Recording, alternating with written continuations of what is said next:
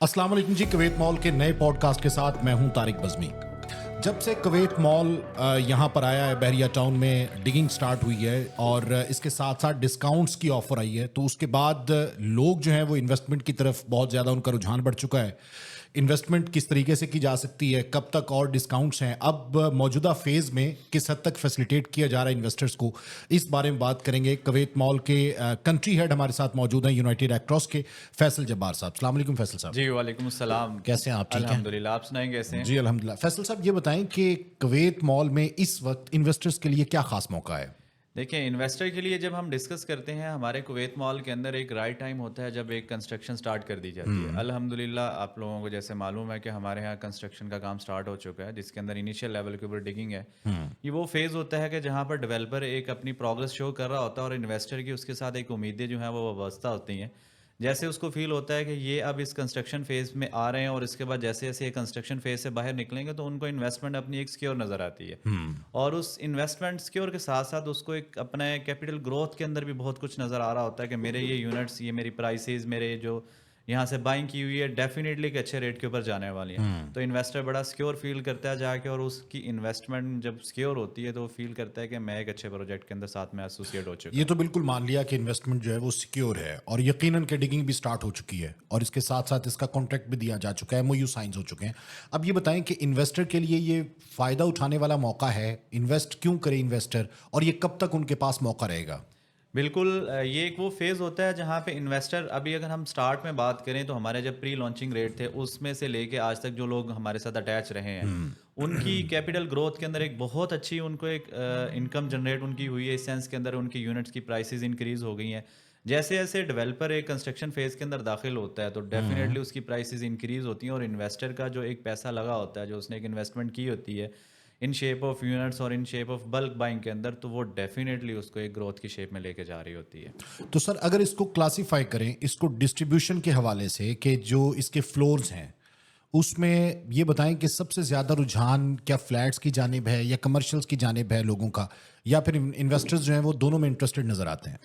Investors की हम बात करते हैं तो वो दोनों में नज़र आते हैं। उसकी रीज़न ये है कि हर बंदे का एक अपना कॉन्सेप्ट सेट है। अगर हम अपने कमर्शियल की बात करते हैं तो बहरिया टाउन के अंदर अल्हम्दुलिल्लाह जिस लेवल का हम मॉल देने जा रहे हैं यहाँ पर, जिस कैटेगरी को, जिस क्लास को हमने यहाँ पर एक कहते हैं कि जिसमें हमने एक टारगेट सेट किया है, उस टारगेट के लिए कमर्शियल हमारा बहुत हॉट के साथ जा रहा है। उसकी रीज़न ये है कि हम यहाँ पर जो मॉल का कॉन्सेप्ट दे रहे हैं, जो आज तक बहरिया टाउन लाहौर के अंदर किसी ने इंटरनेशनल स्टैंडर्ड का मॉल का कॉन्सेप्ट नहीं दिया।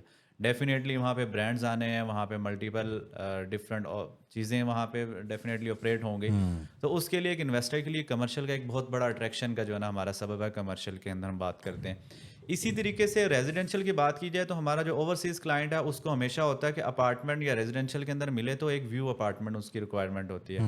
हमारे कुवैत मॉल के अंदर अल्हम्दुलिल्लाह हर अपार्टमेंट व्यू अपार्टमेंट के साथ है, और कोई भी ऐसा अपार्टमेंट नहीं है जो एक जनरल कैटेगरी का होगा जिसको कोई व्यू नहीं मिल रहा होगा। तो इस वजह से इन्वेस्टर दोनों चीज़ों के अंदर यहाँ पे सेटिस्फाइड है।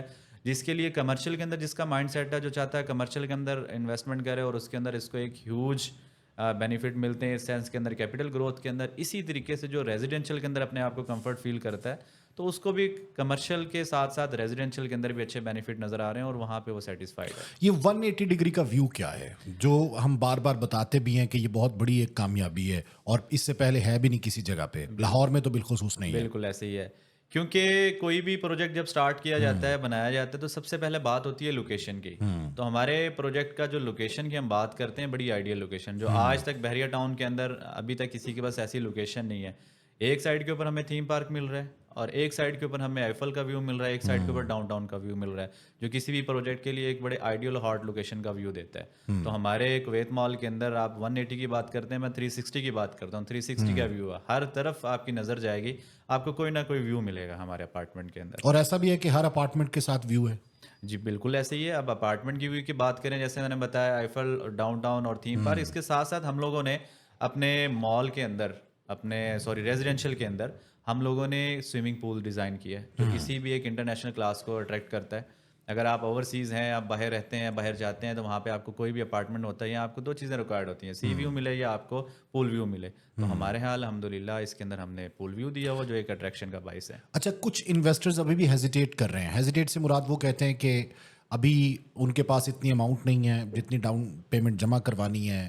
کیا اگر کوئی ایسا انویسٹر یہاں پہ کویت مال کے دروازے پہ آتا ہے دفتر میں تو اس کو فیسیلیٹیٹ کیا جاتا ہے یا اس کو واپس بھیج دیا جاتا ہے کہ اماؤنٹ پوری کر کے لے کے آئیں؟ نہیں، ہم فیسیلیٹیٹ کرتے ہیں جہاں پہ انویسٹر یا ہمارا اینڈ یوزر فیسیلیٹیشن کی بات کی جائے ایزی فیل کرتا ہے، اس کے اندر ہم ضرور اس کو فیسیلیٹیٹ کرتے ہیں اس سینس کے اندر اگر اس کے پاس رائٹ ناؤ کی پوزیشن کے اندر اتنی بڑی اماؤنٹ دینے کے لیے نہیں ہے تو ہم اس کو بائیفرگیٹ کر دیتے ہیں کہ ٹھیک ہے آپ ایک ٹائم پیریڈ لے لیں، اس ٹائم پیریڈ کے اندر اپنی بکنگ اماؤنٹ کو کر دیں. ساتھ ساتھ میں بات کروں تو ہماری اس وقت بکنگ اماؤنٹس مارکیٹ کی نسبت بڑی ریڈیوس ہماری ہیں. 10% کے اوپر ہم ریزیڈینشیل کی بکنگ لے رہے ہیں، 15% کے اوپر ہم کمرشل کی بکنگ لے رہے ہیں، جو میرے خیال سے کہ ایک بڑی ہینڈسم اماؤنٹ کی بکنگ ہم جو کسی کلائنٹس کے ساتھ چارج کر رہے ہیں انویسٹر کو، اس کو دیتے ہوئے کوئی ایسا ایشو وغیرہ نہیں ہوتا اس میں.